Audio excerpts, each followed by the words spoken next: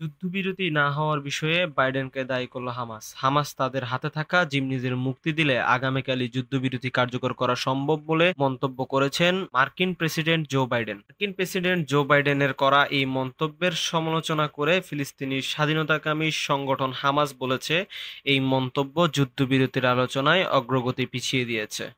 রোববার এক বিবৃতিতে হামাস এই কথা বলেছে।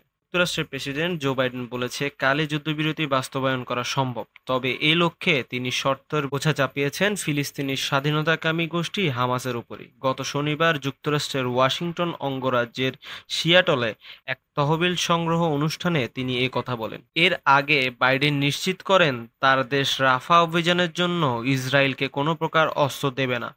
মিশর, কাতার ও যুক্তরাষ্ট্রের মধ্যস্থতায় যুদ্ধবিরতি ও জিম্মি বিনিময় চুক্তির ব্যাপারে হামাস ও ইসরায়েলের মধ্যে চলমান আলোচনা দক্ষিণ গাজার রাফায় ইসরায়েলি সামরিক বাহিনীর অভিযানের মধ্যে স্থগিত হয়ে পড়েছে বলে মনে হচ্ছে। হামাস বলছে, ইসরায়েলের প্রধানমন্ত্রী নেতানিয়াহু রাফাহে হামলা চালিয়ে আলোচনার অগ্রগতি পাল্টিয়ে দিতে জোর প্রচেষ্টা চালাচ্ছে। হামাসের অভিযোগ, ইসরায়েলি প্রধানমন্ত্রী নেতানিয়াহু যুদ্ধবিরতি আলোচনার ক্ষেত্রে বাধা দিচ্ছেন।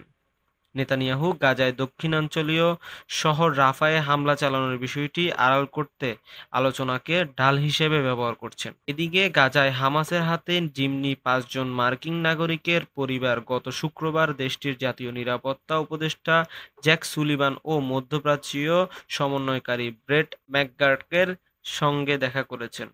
পরিবারগুলো এক বিবৃতিতে জানিয়েছে, যুদ্ধবিরতির প্রচেষ্টায় আবারও স্থবিরতায় তারা হতাশ। বিশেষ করে জিম্মিদের নিয়ে প্রকাশ করা হামাসের সাম্প্রতিক ভিডিওগুলোতে জিম্মিদের চলনশক্তি পাতলা, ফ্যাকাশে ও হতাশাগ্রস্ত দেখা যাওয়ার পর এই হতাশা আরও বাড়িয়ে দিয়েছে। তো বন্ধুরা, এই ছিল আমাদের আজকের নিউজ।